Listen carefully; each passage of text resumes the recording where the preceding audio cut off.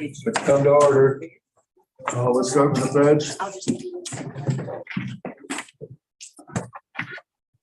I pledge Allegiance to the flag of the United States of America and to the republic for which it stands, one nation, under God, indivisible, liberty and justice for all.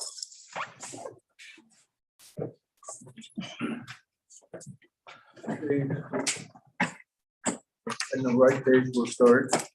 Okay, Mr. Dempsey, all minutes to approve. Second, whatever. Any questions or corrections? None, all those in favor, aye? Aye. Carried. No one opposed. Appointments, none. Appointments, Mr. Dempsey. Treasurer. Hi, everyone. You should have my report. Is there any questions I can answer for you? Any questions for Dave? If not, we're in a hurry tonight. Some people have farming to do, so. Okay, thank you, Dave. Grace? Say that. Grace, Did you want me to do that? So you have my report in front of you. Does anybody have any questions? I think, just review it quickly, if you would. You mean the budget review? No, my initial report. If you want me to go ahead and do Yeah, this? your report, yes.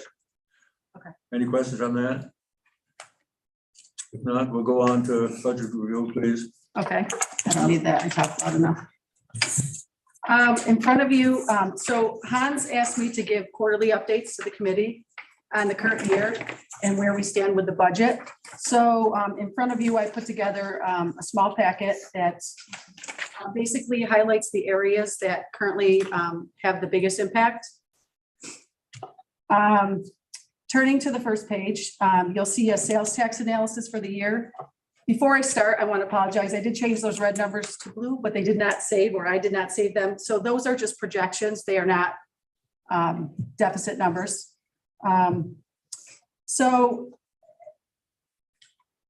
Basically, this includes the actual numbers through April, which most of you should have gotten. I think I sent those out a couple weeks ago. You can see that there was a large adjustment. Now, look at the bottom. We are pretty much in line with last year. Negative, we have a minus 0.74% in sales tax.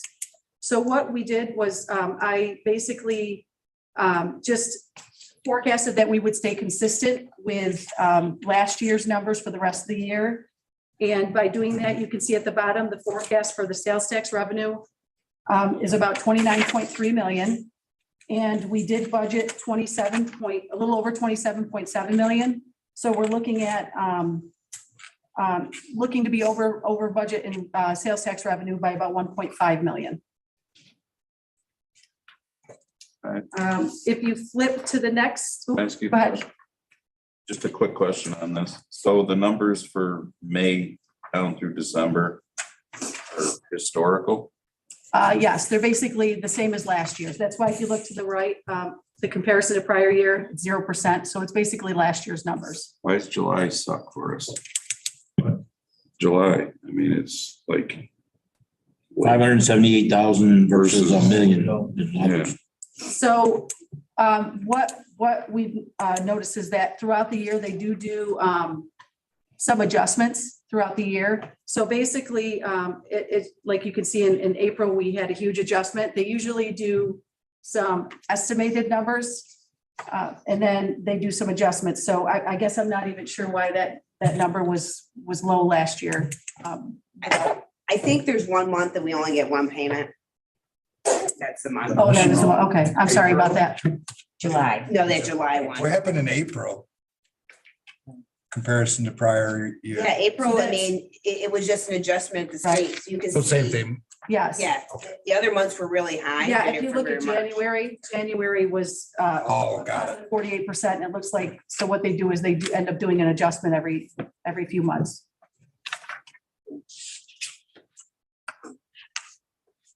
If you flip to the next page, you'll see I did a 3-year analysis of the federal inmate revenue. And you can see each year that revenue has been going down. So we budgeted 1.2 million. We're forecasting only about 750,000. So we're looking at a loss of revenue there, or a deficit in revenue of about 450,000. Can I, Mr. Chair? Go ahead. And perhaps you don't know this, maybe this is a question for the sheriff. Is this, would you, or could you speculate, is that as a result of bail reform and the criminal justice reforms? I would do the same thing. So the biggest challenge we have right now is just the number of inmates we have. We can't take on any more board-ins. So if we continue with the number of inmates throughout the course of the rest of the year, we're gonna be at that number, but we're hovering about 165, 170.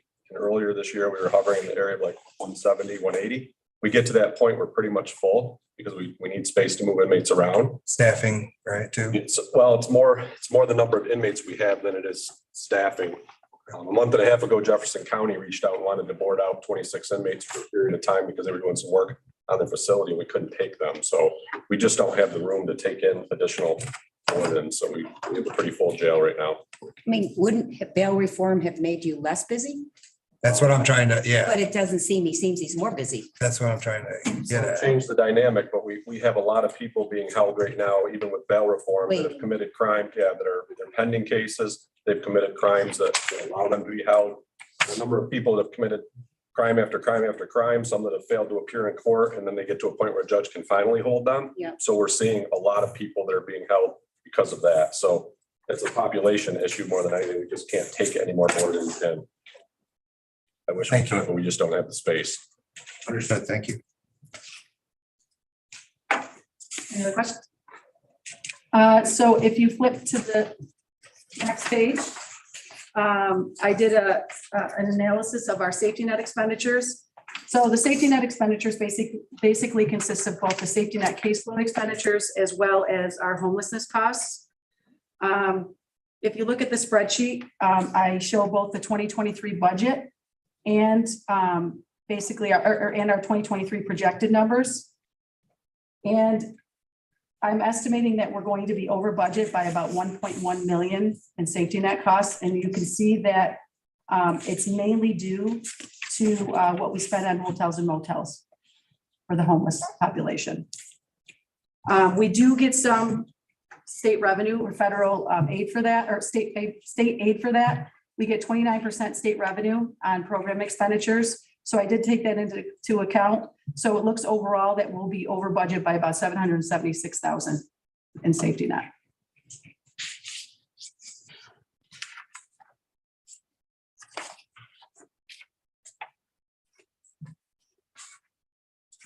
Another big area, oh, go ahead. I'm sorry. The code blue really doesn't impact this because that's 100% reimbursed. That's correct. So So these are the non-code blue cases that we just pay our 29% for. right, well, there's code blue in there, but I did take account that that's 100% funded, yes. Yep. Thanks. Same question. The next page is the foster care expenditures. We generally pay for foster care out of two different accounts for DSS. You can see that the top line, the EAF foster care, we are under budget by about 382,000. But then when you go down to the next line, that foster care line, we are actually over budget by about 886,000. So the net for total foster care looks to be, we're projecting that we're going to be over budget by about 500. We've exceeded our foster care block grant. Yeah, Is so that there- really? Yeah, Okay. so there is some additional federal aid depending on the cases. If some cases are coded as 4E, there's open-ended 50% federal reimbursement for that. But with regards to the state aid, the foster care block grant, we already exceed that block grant. So any additional expenditures would have no state reimbursement.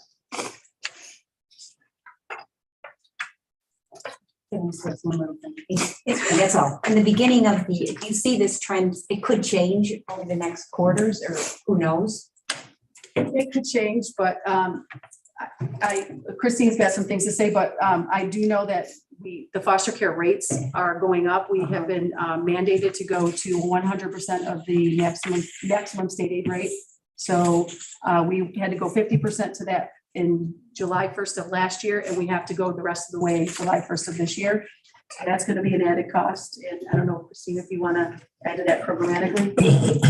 We have 111 children in foster care right now, and could that go down somewhat in the next few months? Maybe, and we're working hard to make sure that we get the children that are in foster care home as soon as we can. If they can't go home, to the folks that we remove them from, trying to find a resource for them within the family. Can I say that it's gonna go down for sure? It depends on how things go with those families and, what services they're engaged in and how they're doing. Anyway. I have a question. Chairman, I have a question. You said we're mandated to go to 100%? Why was that? So the rate that we pay foster parents to take care of children that are in our care, there's rates that are set by the state that we had been able to kind of set our own rate within a table of rates. And now we're being mandated to go to the top of the rate, maximum state aid rate that the state is setting. And So that definitely is having an impact. And does the state, reimburse us? Or is it a state mandated program, but is it being state funded? It depends on the eligibility of the children in our foster care. I mean, there's different eligibility categories for kids that come into care based on a whole bunch of different things. Income of the parents that they were removed from, circumstances. So we try to maximize the reimbursement we get by making sure that we categorize them. What's the rate you'll have to go to now just for a regular foster home? It's not. What's the dollar amount? Yeah, what is- That we're gonna have to go to. I don't have that. I don't have that. What would be a normal, before we adjust the rate, what were you paying for? Over $30 a day. $30 a day, that's all, that's what the foster families were getting. That's for $30 a regular- day to That's take for a the regular foster boarding child. homes. And then, Yes, and then that's there's for the special rate. regular, that's not a ton of money, but obviously that's going And then up. there's special rate, and then there's Oh, yes, exceptional I rate. know, Now the those are state is very trying to expensive. go into, Yeah. we're gonna have to do a extraordinary rate for children that are very complex and hard to take care of. And we will have to adjust those rates up as well. And they've also changed the, like what a special rate, what qualifies for a special rate. Yes, and I will say that kind of along those same lines, a lot of the children that come into foster care are categorized as special rate children. They have a lot of needs. They have had a lot of trauma. We're seeing more and more children that have diagnosed that qualify them based on, it's not our standard, it's the state standard for what a special rate child is, and what constitutes being a special rate or exceptional or now an extraordinary rate. So this is nothing to do with the money aspect of it. I'm just curious, do these kids come out of foster care better? Well, I mean, I would like to think so, that, they're provided services when they're in foster care. I think, our work is with the whole family, so it's comprehensive. It's not just working with the children or the parents, but working with the entire family. Like I said, a lot of these children do have needs related to the trauma that they've experienced in their homes, or maybe some even met needs around medical attention, educational, getting them linked up to special education services, early intervention services, things like that. So I would like to say yes, that, when we bring a child into foster care, there's a whole host of things that we need to do to make sure that they're, taken care of and have what they need. And when they go back home, have the linkage to services and supports that they need. So going with Elaine's number of $30 a day, I mean, I'm assuming that's paid to the foster care people for, to house and food the child. Yes. So these things you're talking about, is above and beyond that, who pays for that, I guess, is what I'm. Well, for like early intervention services, through the health department, those are, the health department receives funding for that. Most of the children almost all of the children that are in foster care receive Medicaid. So, they go to doctor's appointments and it's paid for by Medicaid.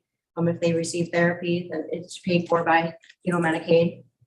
I get that preventive services that you have contracts with various Yes. agencies. Yeah. Most of those kids get those services as well. We have support That's for the 60. children in the foster home, support for the foster parents that take care of them. Keep them on a higher level. A lot of families go to the county mental health clinic.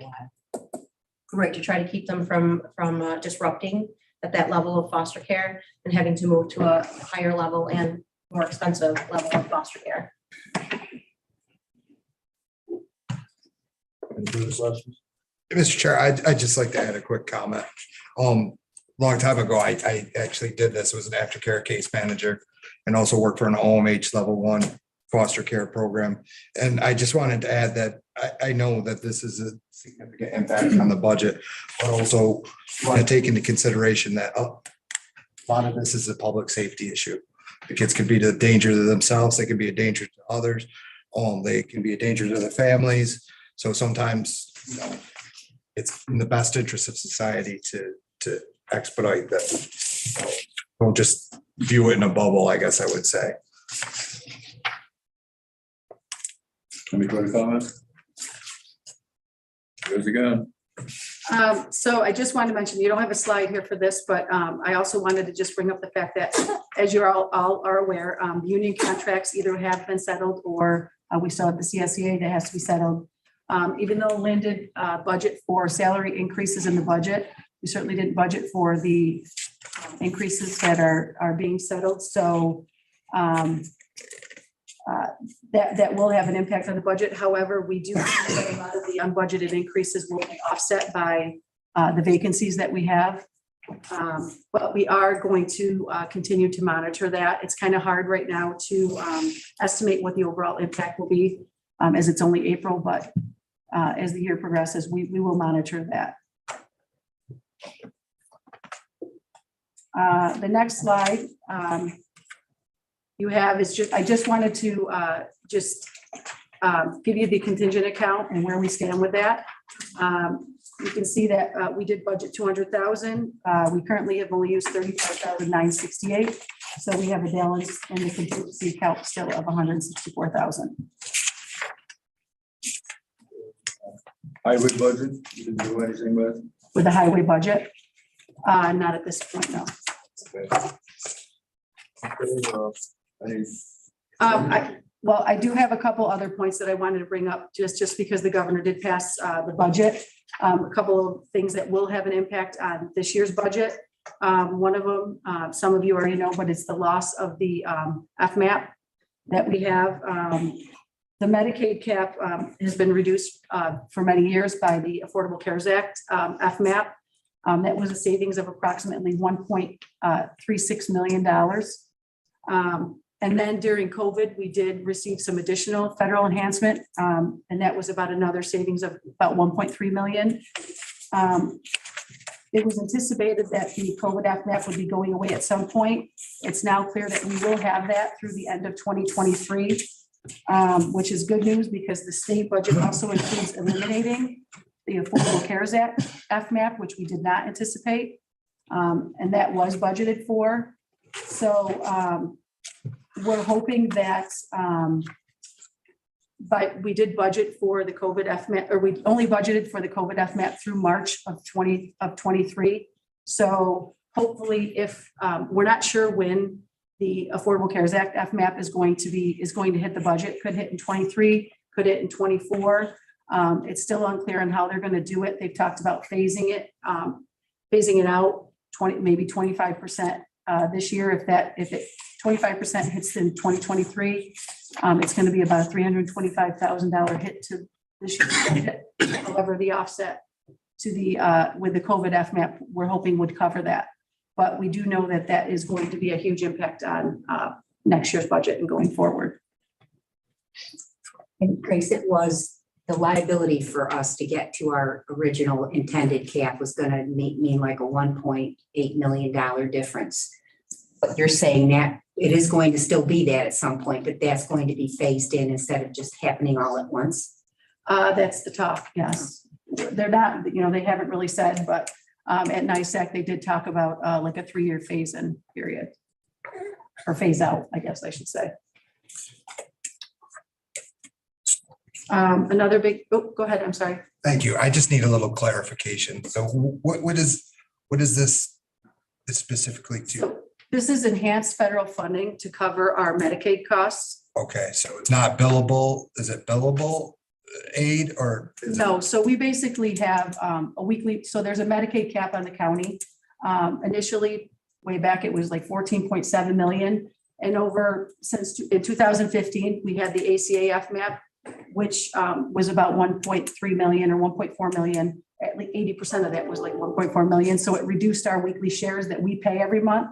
Okay. And then we got the COVID additional federal funding. Oh, so that, So that reduced it even further. understood. Thank So you. Eventually, they're going to phase out all of this FMAP and we'll be back To to the 50% federal? Is it, the. there won't be any enhanced federal money coming in, It'll just that 50%? just be our, Right. Thank you.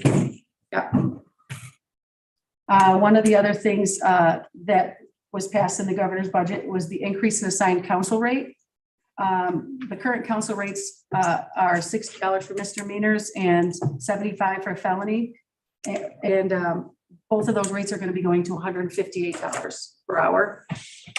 Talking with Lloyd, looking at last year's numbers and including the 50% state reimbursement that there will be on the increase only, we're looking at deficit or increase in the public defender's expenditures of $400,000 in 2023. Any further questions? Comments? If not, one question I do have for the body. If you wanted to report a budget report quarterly and so forth, this is the best we could come up with because Grace has only been in office a short time. And I think every CERD, like this is the first CERD, I think that would be sufficient. Is that the form you wanted in? Speak now or forever. Is what you wanted? Good. I think this is a lot better appreciated than the stats and lines we got, and I'm Right. like trying to figure it out. So if you're gonna pull out the highlights that are having the biggest impact on our county budget, I think that's very appreciated. Thanks. So thanks. Very good. Thank you, Grace. Thanks, Grace. Good job. Okay, Jennifer. You have my report in front of you. I did want to talk a little bit about our county policy on the sale and disposition of tax foreclosed properties. That we passed a new policy this past fall. So this is our first cycle through with that new policy. The Real Property Advisory Group did meet to discuss the negotiated sale requests that we received, which were 11 of them. We're recommending that all of those go to auction. But in that meeting, we also discussed reconvening after the auction to make some additional changes to that policy as we're going through the process and seeing where there are some issues that need to be changed. So one of those things is that we want to more clearly define the intent of the negotiated sale section in that policy. We had a lot of requests from a lot of different people, but really, when we wrote that section into the policy, we didn't state the reason why we wrote it in, which was really to allow the legislature some leeway in handling environmentally challenged properties or properties that had other issues, like say it was landlocked and there's no right of way to it. And it would make most sense for it to go to a neighbor in that situation. It really isn't intended to be a way to bypass the auction process. So we want to put some additional language into the policy to kind of clarify what that section is intended for and what it's not intended for. As well as we want to kind of tighten up the section of the policy on purchase requests from prior owners and parties in interest. So just so you know, that will be coming hopefully in the summer. We'll make some additional recommendations on that. You do have a resolution in front of you for the requests that we received for repurchase by prior owners and parties in interest. I did give you a breakdown in my report of what those requests consisted of. There are a few that are noteworthy. And again, given that we revised our policy, the policy needs to be clarified in certain sections so that it makes the process a little bit easier. Prior owners that requested to purchase, 4 of those 7 were straightforward. The people requesting it were exactly the people that were the prior owners listed on the deed. There's a parcel in Springport that the request was made by Mark Thurston. It is a property involving a divorce. We do not have a divorce decree, but the parcel will be deeded back to both prior owners, which is Mark and Mindy Thurston. There's a parcel in Summer Hill where a request was made by a member of an LLC. The parcel, again, will be deeded back to that LLC. And then one request in Venice, that the request was made by one brother, but it will be deeded back to both brothers. 4 of the requests that we received were by parties in interest. One in Genoa, the request was made by the husband of the deceased owner. A parcel in Ira, a request was made by the son of the deceased owner. In Ledger, the request is being made by a mortgage holder, but the mortgage holder has requested that the property be placed back into the prior owner of record's name. And then a parcel in Moravia. This one, we received a request. Both owners of the property are deceased. One of the deceased owners' daughter requested to repurchase. She got her request in on time, so that is in the current resolution. Subsequent to the deadline, I was contacted by another heir from the other side of the family, and they also requested to repurchase. So in discussing this with Mark and Hans, I think the recommendation is going to be to amend the resolution to remove that parcel and to allow the parcel to go to auction so that both parties have a chance to bid on a property.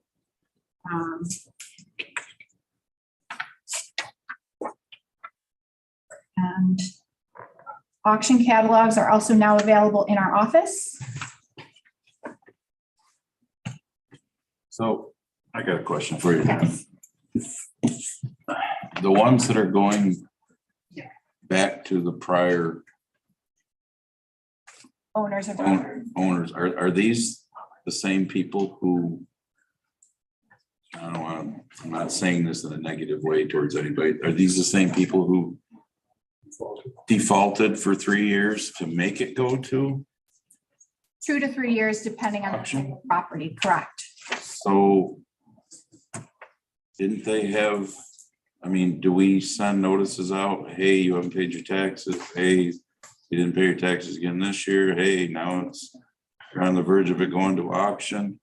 Yes, there are notices all along that go So out. are they paying some sort of penalties? And I mean, I struggle with this, that Right. it goes back to them after they knew where it was going after 2 or 3 years. Right. So one of the things that we did in the new policy or in the revised policy is we actually increased the fee to repurchase a property. It used to be $400. We've increased it to $1,500, hoping that that would be a deterrent for the behavior. But Not much you can do. It's from the state, right? what? It's from the state. Actually, repurchases are a county option. But the state mandating it, right? No, No. no. If as a legislative body, you didn't want to allow that, when we're revising the policy, certainly that could be taken out.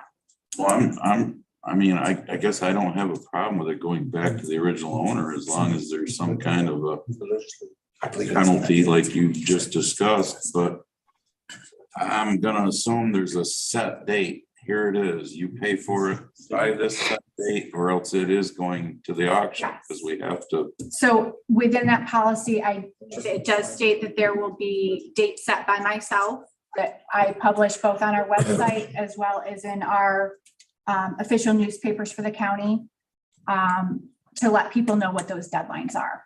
So I did set deadlines, and if people were after that deadline, they were too late. So everybody who's getting it back has done everything A-okay the way they're supposed to. Correct. I'd like to ask a question if I could, a follow-up to Andy's. Good, go ahead. All right, so, and I'm not sure if I heard the answer or not correctly.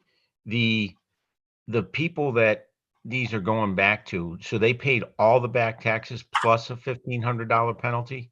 Correct. And have we done the math equation to see what it would have been if they had to also pay penalties along the way? The penalties along the way are also paid. So they have to pay the amount of the back tax plus any penalties or fees that are accrued during the time of their delinquency, plus the $1,500. Okay, okay. Yep. What's that? Tell them 5 minutes. I guess. Okay. Any questions? Dave? Andy, to your question, there's a movement afoot in Minnesota right now.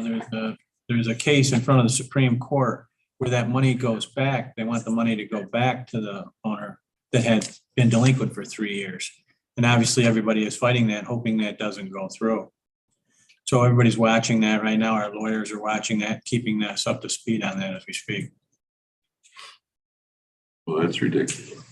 I think, Why would anybody pay their taxes? wasn't there, did some counties just pass a law which would give the money back? I mean, if the sale of the property is in excess of what's against it, the money should go back to the original owner. I think some counties passed a law like that. It was in the governor's budget, but it's been removed. Okay. Essentially, the state is waiting to see what's going to happen. There's a Supreme Court case. Okay. So they're waiting to see what's going to happen with that case. That's what I was talking about earlier. Yeah. It was in the budget and taken out. Correct. Obviously, that has a huge ramification for us because you're talking about thousands of dollars that would mean to us and to any local county if they're going to give that back. Plus, it goes without saying that they've been delinquent for 3 years to get to that point anyway. And now they're going to turn around and potentially give the money back. There's a lot of people that are against it. I said against it, and they've been in contact with us. So we're all waiting to see what happens to this case in Minnesota. Well, we've had in the past, I think we had one in my district a few years ago where someone dies or whatever, and the son, daughter doesn't live around here, and the taxes got sent somewhere as they shouldn't have and all that. I mean, I get that. But I struggle with you're delinquent for 3 years. I mean, you just paid way more than what you would have paid if you just paid it along the way. But I mean, as long as they're, yeah, I don't mean to sound bad, but as long as they're paying more for doing that and paying it by the certain date, and if they don't, it goes to auction, then so be it. But that's kind of crazy. Well, yeah, enough said on it, I think. Anybody else? Let's do that resolution. Ways and Means number 9. The motion, Move for discussion. Second. okay, open for discussion. I think the first thing we need to do is entertain an amendment, taking out the 2000-00-1-21. In the town of Moravia. I second what they said, or I move what they said. I'll second what they said. Okay, so discussion on any of the amendment right now? If not, all those in favor of the amendment? Aye. Aye. Anyone? Aye. Okay, I guess the amendment is carried. So now for the resolution itself, WM 9. Further discussion? All those in favor? Aye. Aye. Aye. Okay, That's carried. Thank you. That's the only one you have, right? I had 3 others on the agenda as well. Which I believe 2 of them you may have wanted to. Well, Oh, there's 2 on solar energy system pilot agreements. okay, the solar, That's 6 and 7, right, Mr. Chair? yep. Would you like me to move 6 and 7? I might pull those, but Okay. I think. Richard, you want to comment on it? Sure, yeah. All right, so we've been in negotiations with, this is Nexamp. Solar is the developer for both of these projects. We've been negotiating with them for give or take about 6 months, I think. And during that time period, the state has implemented a formula that all counties, all assessors have to use as far as assessing solar projects. And it's based on a discounted cash flow process, which means you do a lot of math to determine what the project will be worth for each of the 15 years going out, and then develop a mechanism for coming to a net present value and what it should be assessed for. The problem with this rather complicated formula is that it really deprives taxing jurisdictions of the benefit of having a negotiated pilot agreement. Typically, what happens with a pilot is that both sides negotiate, you come to a number.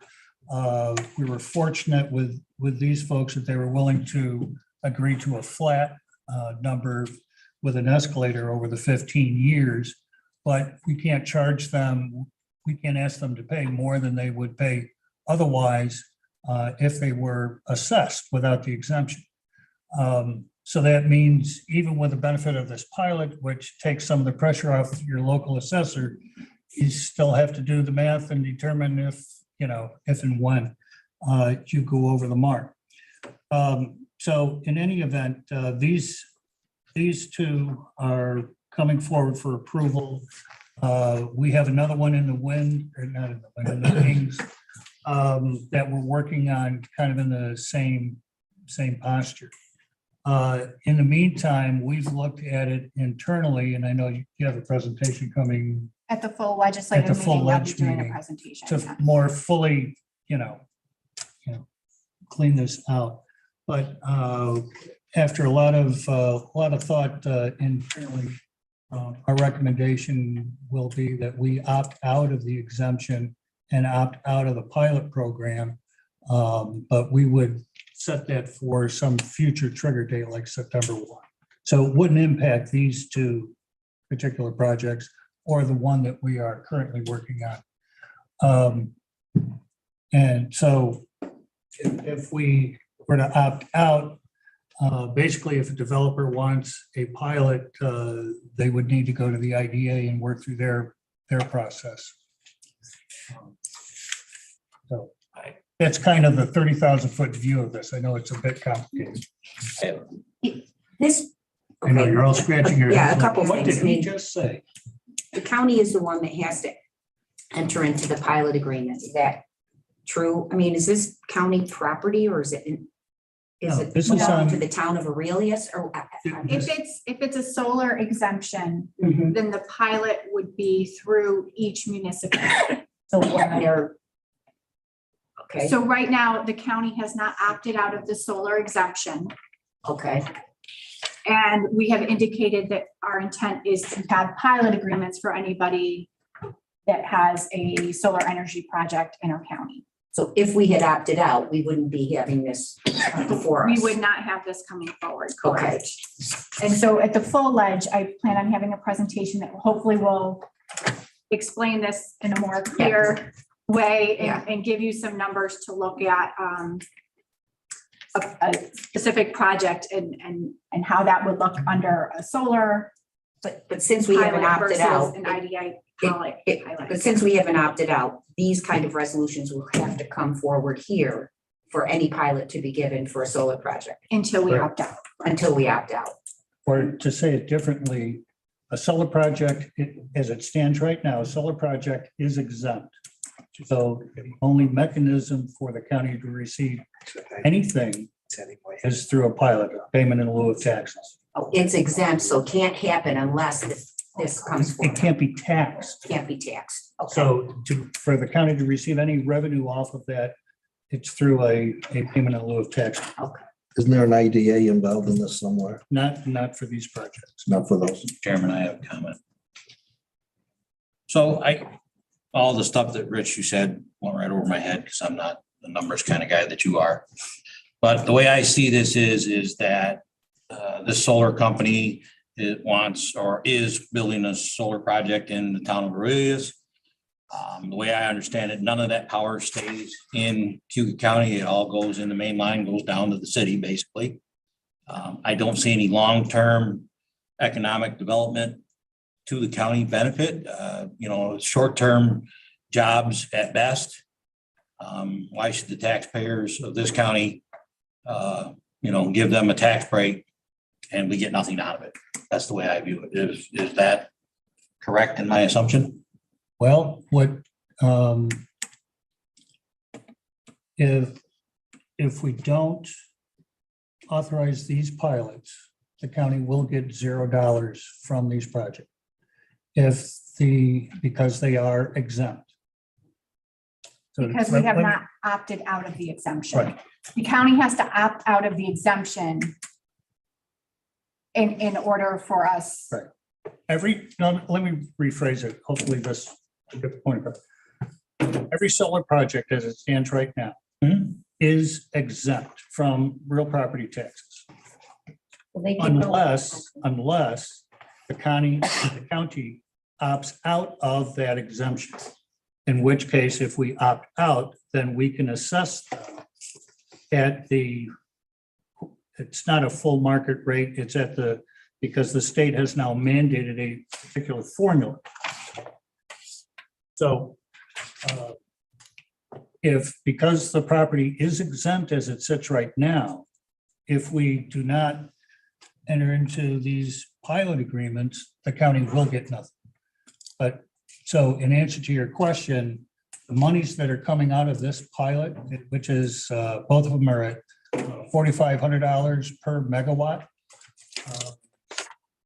5 megawatt project, so that's 22.5, I think, total, and that's split between the 3 tax jurisdictions. That is the only benefit that, according to your analysis, that we're getting on it. Because I don't know that these are community aggregate Choice aggregate, yeah. the aggregation, which is what the project on our property on not Churchill Road. County House? County House Road. I mean, that project is offering power to the local residents at a discount, and the county is getting a discount on its power through that project. We've not had those discussions. I'm not aware of any power purchase agreement or anything else that this developer has offered for the local community. So how do we opt out? We'd have to do it by local law. Why aren't we doing that? So, Well, that is going to be the recommendation at our next board meeting. That's part of the presentation that Jen has put together. Why wouldn't we wait till? that's why I'm pulling it. Gotcha. I want to pull it. Thank you. Appreciate Thank it. you. Yes. So we can do something about it, and. And understand it. Not costing us revenue, okay? Thank you. Is that clear what I said? Yep. 6 and Understood. So we're gonna pull 6 and 7. Is that my understanding? Yes, 6 and 7 are off. Is Very good. that your business? I see. I also have a mortgage tax resolution, which is Oh, a okay. standard annual Yep. or semi-annual. Mortgage tax, WM8. Move it. I'll second. Any question? Yeah. Any discussion? Questions? Otherwise, all those in favor of WM8? Aye. Aye. Anyone? Aye. Carried. Thank you all. That's it, right? That is, oh, I have one more The seal. item to note. I didn't put it in my report, but I would be remiss if I didn't mention that IT was a huge support this past month. They moved our RPS system over to a new server. Our old server was about to die. So it is much appreciated, everything that they did to get us moved over and continue to operate smoothly. So just a big thank you to IT. Good, thank you. Thanks, Jim. Good job. Thank you. Calendar here.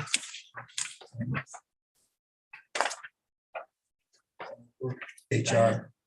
Where are we? Diane. Good evening, you all have my report. I just want to say one quick update is negotiations with CSEA have concluded. We have an agreement, so we're hoping that they'll meeting at the end of the month and that'll get ratified and then it'll come to life afterwards. So, Great. any questions? I just want to thank the people that were on the negotiating committee. Certainly Diane, Lynn, Shireen. It was a long 6 months, but I think it was worth it. I think CSAA will be happy with it. I hope they ratify it on the 31st, and then we'll bring it to the full in the June meeting. Yeah, I have a question. Go ahead. So one's for Diane and one might be for Chairman Gould. Did you guys move back to the 911 center? What do you mean, Jim? Oh, I'm sorry. I got the wrong person. Sorry. That's all right. That's a good question. I can answer that for you, Jim. No, they're still down there until next Monday, I believe. I see Diane, yeah. I see Denise is online. I see Denise is on. I was thinking it was, yeah. I did go down and visit that, but the other, now I forgot what my other question was, so I'll let it stand for now until I remember. Thank you. Are we gonna get sent this before? If they ratify it, yeah.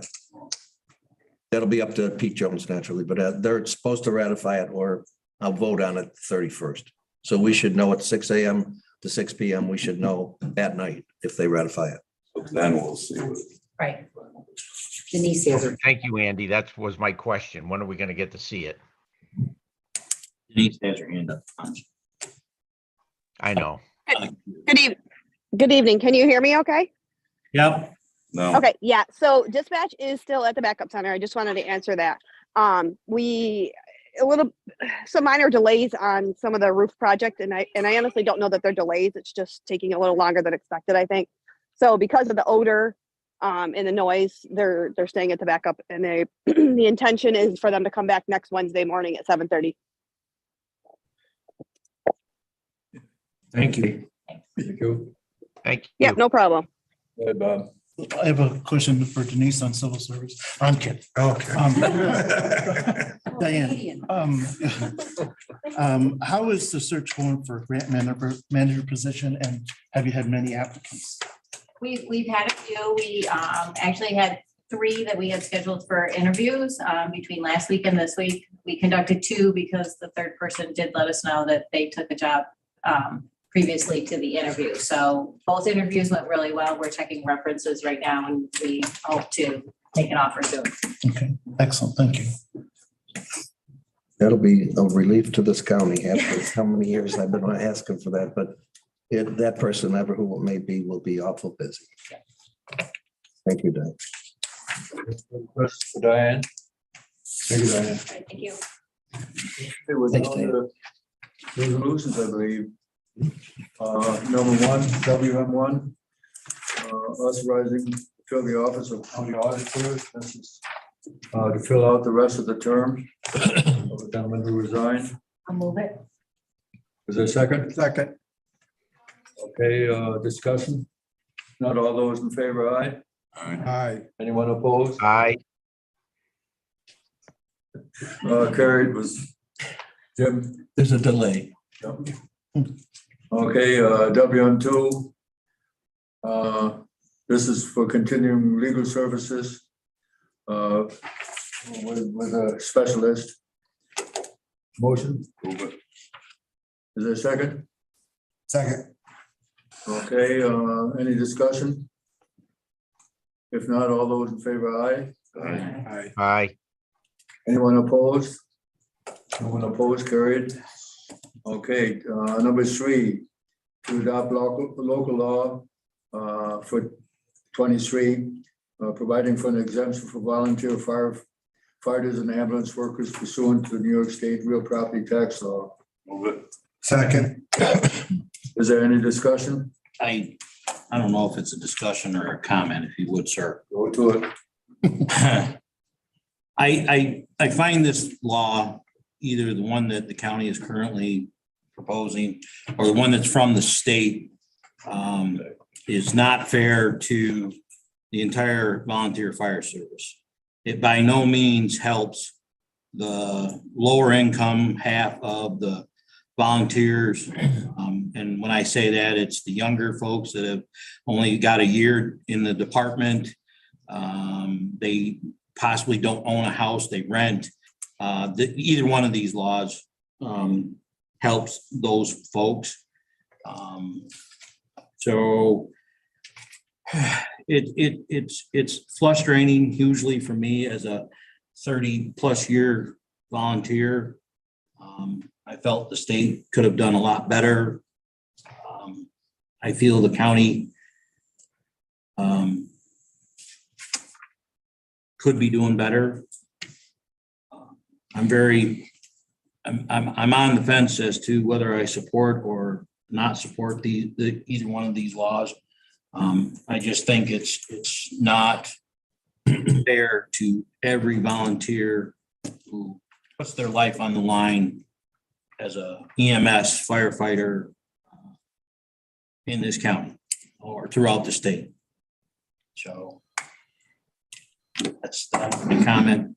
I'll let you all vote your conscience. I'd like to make a comment. Go ahead. Yeah, so I'm sort of in Mark's camp on this. I think this was just a talking point for the state. It doesn't really resolve anything with recruitment and retention. I'll probably be voting yes. It's better to do something than nothing. Maybe we should be looking at including people in a retirement program of some sort or something for their volunteer time. But I just don't think this really works. But to give the firefighters, those people that volunteer, an opportunity to make a choice between this or the state, I'll probably vote yes. Yeah, the state that had it in the budget and it was taken out, but now it's going to be a line item, I believe, where the firefighters, emergency responders can get both the state and the local county one. It's not there yet, but I understand it's coming as a standalone item. So hopefully that'll happen. And that way both of them, they can get both the state and the county one. But hasn't happened yet, but I hope it does. But that's just for real property owners. That's exactly right. Yeah. Still doesn't help the person that rents. Yep, that's a state thing. And it's the young people that we're trying to get involved. And I don't know how or who can have a discussion with the state, because I brought this up before, so since we're going down this road, I will again. It's kind of stupid because you have to live in the town that you are on the fire department for, and we know that, I use Cato and Ira, we could play catch, Dave, across the road. That's literally Cato and Ira. So some are in Ira's fire department, some are in Cato's that don't live in those towns. So I'm gonna vote for this too, because it's the lesser of two evils, so to speak, but it's just whoever comes up with this, it's stupid in plain English. And I don't know who can talk to the state to, rather than ramrod something through for a feel-good moment, actually think about it and realize that it's not like in New York City where they probably do live in the borough where they are in that fire department and whatnot. So, but we get this thrown to us to vote on something like this when it doesn't make even 50% sense, but it's something. I agree 100% with you and Mark. This is a state item naturally. I've talked to NICEAG about it. They've had complaints from other counties. What's going to happen in Albany? None of us have an idea what happens in Albany. Go ahead. I just have a question. So the state exemption is like $200, correct? But that's on real property. It's not on Oh, income. it's an income tax. That's an So income it tax, does, an income tax credit. so it's just like teachers get the Actually, if $300. if you don't have enough money to file, well, you can still claim it and get a $200 check from the state. Right. That's my understanding of it. That's based correct. On the lawyers.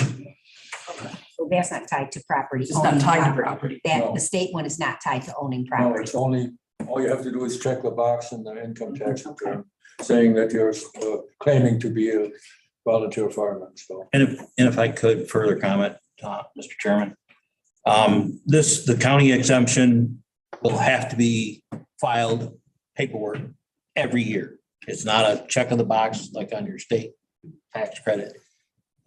You'll have to fill out paperwork every year. I have yet to see that paperwork.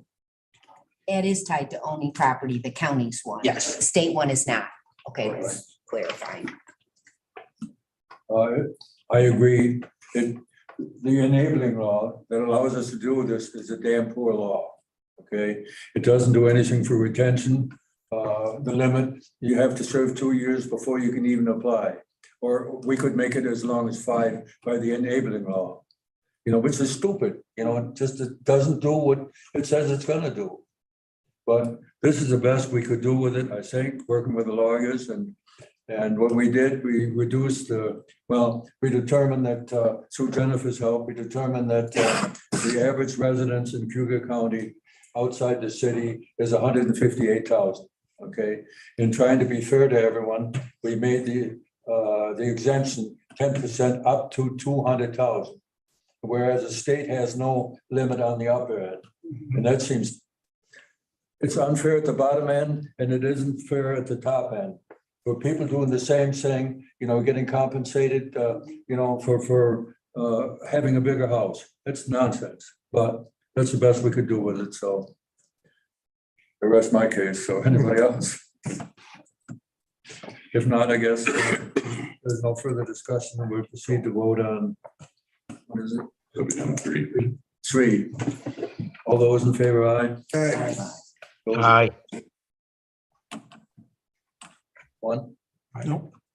Okay, carried. Okay, appointing a director of purchasing WM4. Move it. Second, Second. any discussion? Go ahead, Dave. Yeah, I'd just like to thank Shireen. Shireen's filled in this position for several months now since we lost our purchasing agent. She's done a great job. Certainly this hire will help her an awful lot. And I want to thank her for doing that. Thank you, Shireen. It's a lot of work. Okay, any further comments, discussion? Otherwise, all those in favor of the purchasing director? Aye. Aye. Aye. Carried. Authorizing a contract with first purchasing consultant. This is our former director, offering guidance to the new person. So, motion? 6 months contract or something. Yeah, we had motion and second, so all those discussion. All those in favor? Aye. Aye. Aye. Anyone opposed? No, carried again. I think just 10. 6 and 7 are pulled. The number 8, authorizing the county. Already did. clerk to pay That mortgage did tax. 9. 8 and 9 are done. I think it's just 10. And with her. I'll move 10. Second. Oh, yes, we did. I'm sorry. Yeah. Okay, we're on number 10. Yeah. Contract is Vanguard Research and Title Services for title searches. Motion, I'll move it. second. Second, Bastille. Any questions, I just- comments? This isn't new, right, Chris? Is this the same? Chris, is this the same? Vanguard? Yeah, That's for all the abstracts that. we've had them in the past. Yeah, but in Yes. fact, I was just kind of glancing, that's our former abstract company. Okay. I was looking to see when. Any further questions or comments? Not all those in favor, aye. Aye. Opposed? No one opposed, carried. Then I guess I'm all done. Thank you. Health and Human Services. Jane? Yep, Health and Human Services had 14 resolutions that went to the committee. 5 health department, 3 from social services, 4 from mental health, and 2 from the Office for the Aging. I think it makes it easier if I could ask if there's anyone that wants some of them separated. We can start there. HH1, please. HH1. Okay, Do I need to abstain you might have to abstain from the one 10, 11. 11? I think that's the one that's going. Yes, it is. Thank you, 11. Okay, so So I'll move 2, 3, 4, 5, 6, 7, 8, 9, 10, 12, 13, 14. okay, I'll second that. all right. Okay, discussion? Discussion? Nobody? All those in favor of the bundle? Aye. Anyone opposed? Thank you. HH1. I'll move that for discussion. I'll second it. Okay. Authorizing the public health director to create and fill a director of environmental health position in the health department. And basically what this proposal is in anticipation of the retirement of the current director of environmental health, which is titled a senior public health engineer. The request is they went to civil service to look at the position title change. So basically what they're saying is that if this passes, to authorize the public health director that she be authorized to and directed to vacate the senior public health engineer position within the health department upon filling the director of environmental health after 140 hours of cross-training are provided. So the current Eileen O'Connor, who's retiring at the end of sometime in August, she is a senior public health engineer. When she leaves, her replacement will be called the Director of Environmental Health. And I guess the plan is to leave that senior public health engineer there long enough for 140 hours of cross-training to the new Director of Environmental Health. And after that period of time, the senior public health engineer position will be abolished, and the position will be officially called Director of Environmental Health.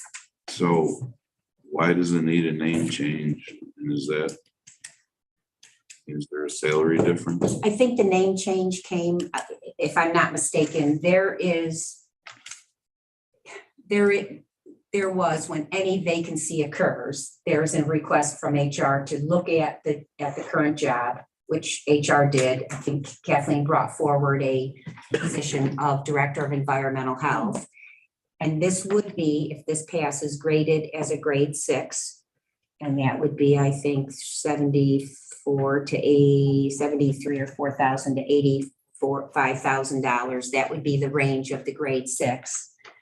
Even if the incumbents, my understanding, was hired at the top of the range, and I doubt that that will happen because Eileen has been here for 30 years, the actual salary would not be greater than the current position holder. But yes, I think this would be Eileen's job as senior public health engineer was a very top of the grade 5. Okay, so it's a 5 to a 6.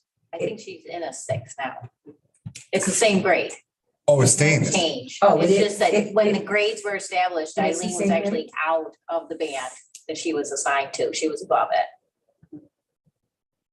Oh, see, okay, that's perfectly fine. So So if it somebody would be the was- same grade. If somebody was starting with this title or starting with the old title, it would still be the same salary. Correct. The range would be the same. job. That's what I'm trying to get at, because as I've stated before, that's what we hear from our constituents all the time. And because of the salary that the current incumbent is making, there'll actually be some savings because of. In the short term. Out of the. In the short term. Yeah, in the short. Well, Am I saying that correct? in the short term, I mean, Meaning, obviously, if she stayed, her salary, which is exceeding. But this, obviously, she's got a certain amount of years in the Right. county already. That's why this So that person, puts her at a different hiring band, correct? In the I- hiring band? you're saying no, that they are both at the same grade. The position is graded exactly the same for both positions. Okay. so when they reach, if I could, Mr. Chair, But the new person will be actually making less than what the in incumbent. the is short making. term, but when he or she reaches job rate, it will be the same as the existing personnel. Is that correct? She won't catch up with her unless there's different increases. To the non-bargaining. There's non-bargaining. There's no step. Once they're hired, you just get the non-bargaining You just get the increases. general. 6 is a 6, right? If that's just the starting salary. It's a spectrum within it. Okay. Any further questions or comments? If So not, all those in compensation favor, aye. plan is set up. Hang on, Mr. Chair. Just to, Go ahead. because I see the quizzical looks and trying to understand the compensation plan. But what happens with the plan is that, positions are set at grades, and for each grade level, there is a hiring band. So between a minimum and a maximum. And so when a person comes on in a new position, the salary is set can only be within that band. Right, but don't they get? There's no there's steps after no that. steps in non-bargaining. There's no job rate. There's no, after you reach probation, you get, X. It's non-bargaining. You get what you get when you walk in the door. And after that, generally the legislature decides what the increases are For the non- year after year. Right. Any further questions or comments? If not, all those in favor, aye. Aye. Aye. Anyone opposed? Carried. HH 11, right? Yep, that would be to allow the community services, director of community services to enter into a contract with and fund 75,000 for the opioid settlements. And that contract happens to be with Cayuga Counseling for their CASA program. So I think that's why legislator Petrus wants to abstain. Second. Move it to the second. Okay, open for discussion. Mr. Chair. I'd Yes, just sir. like the record to reflect that my esteemed colleague said for me that I am abstaining from this.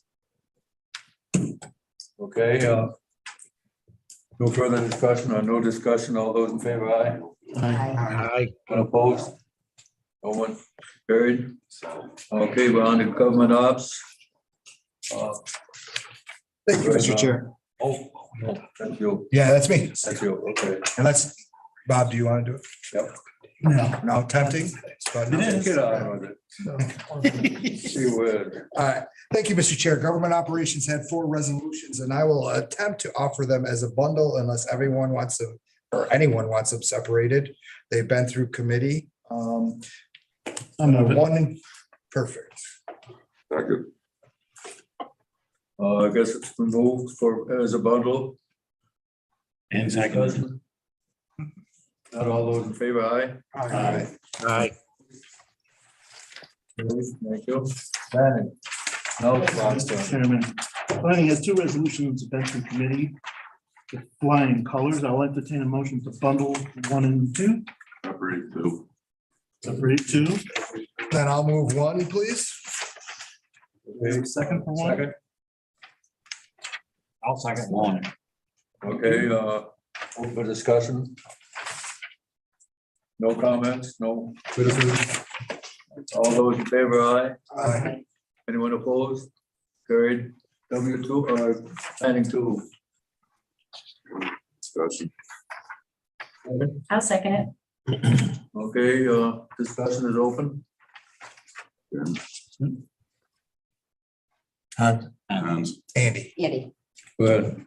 yeah, I mean, I'm all for monitoring our lake, but And I'm sure we'll go into this more at the full-edge meeting, but I'd really like to know what we're gonna do with the data, because the data that we got before was, and I'm sure some will disagree with me, and that's fine, was very agenda oriented.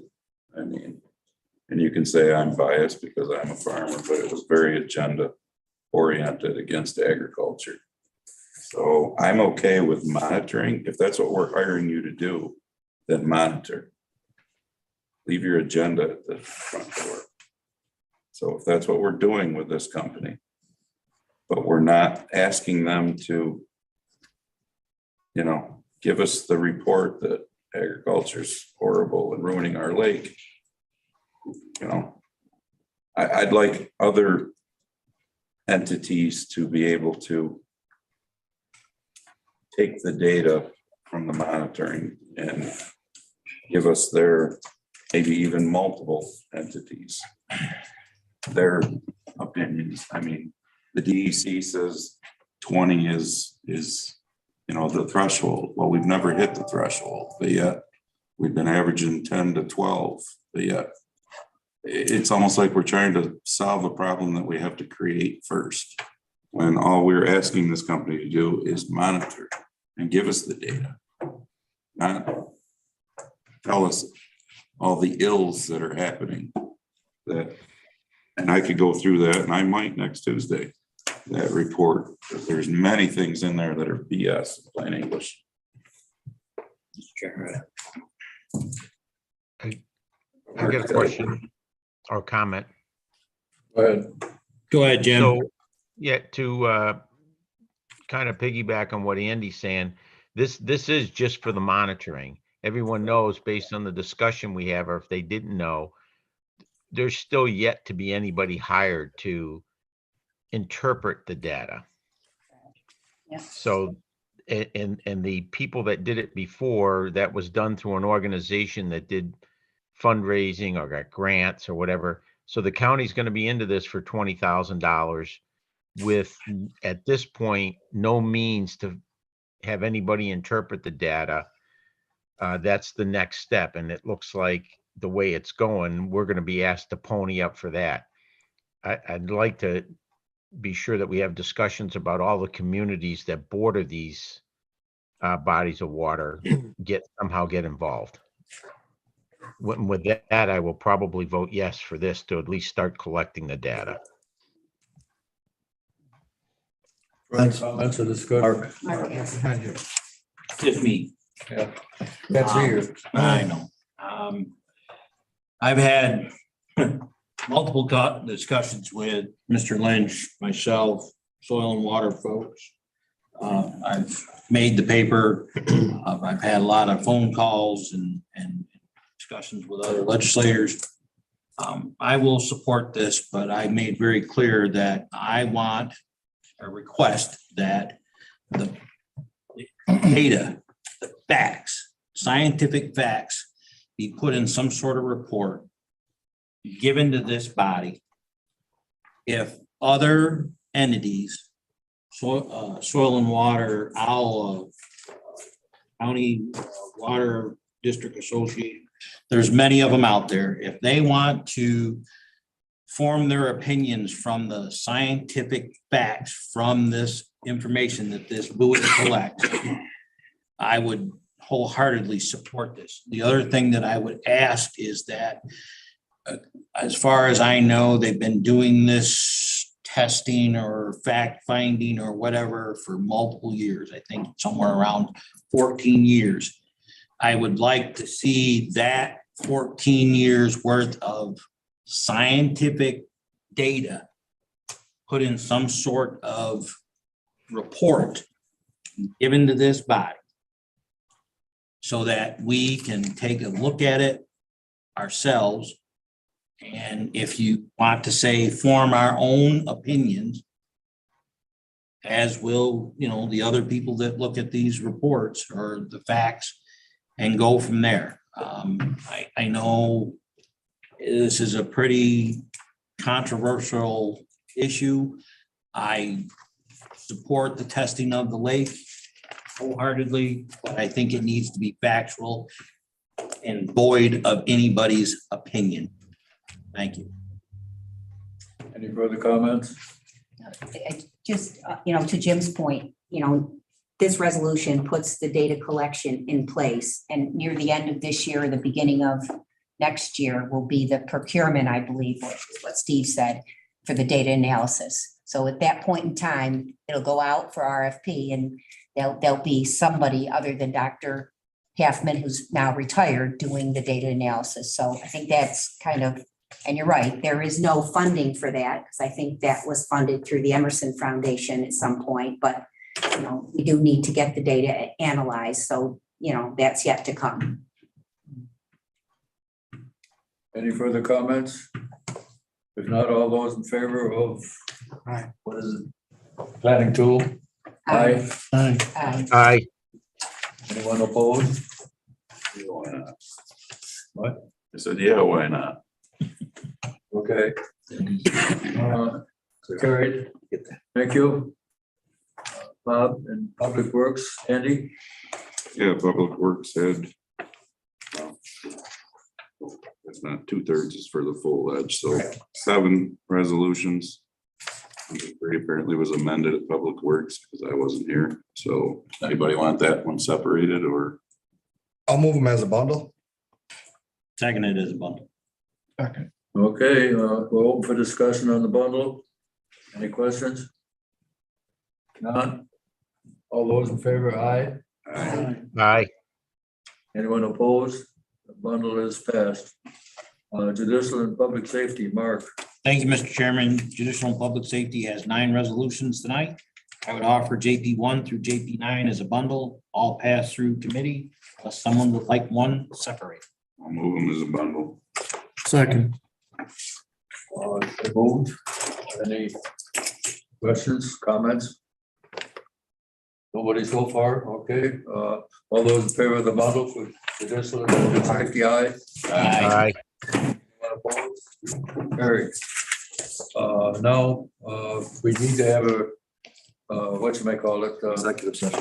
executive session, thank you. We go to executive session. Second, Mark. Okay, any discussion? Wait a minute, wait. What's the executive session for? We gotta say what it's for. To discuss the employment background of a particular individual or individuals. Is there a Zoom for that, or can someone call me? Did you say? Can IT set up a Zoom in caucus room 1? We got an executive session and a caucus. Yeah, Jim, they can set up a Zoom in caucus room 1. Not me. And Your executive session. You're welcome to it. would it be all right if Mr. Hoskins joined as well as the district attorney? Yes, sir. Thank you. Like a background investigation. It's not here. Of who? Know anybody in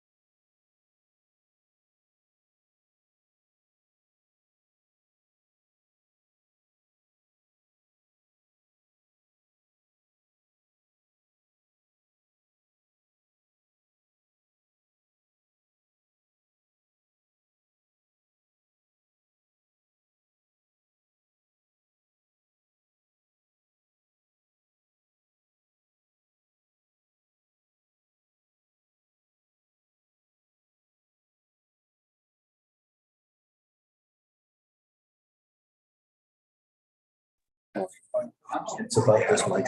I hate Jim. There's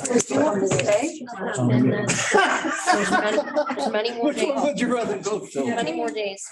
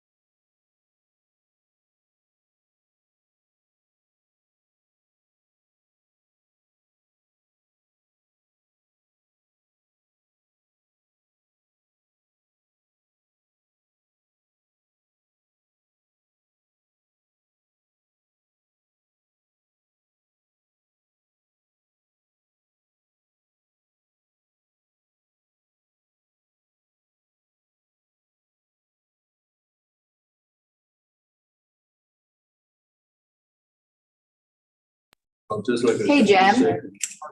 Okay. And so All right, well, if you Mark, talk to me, you can let them know that we're stuff friends. like that. I'll just, I'll That, mark I mean, us. I have called in. yeah, Mark Strong. Okay.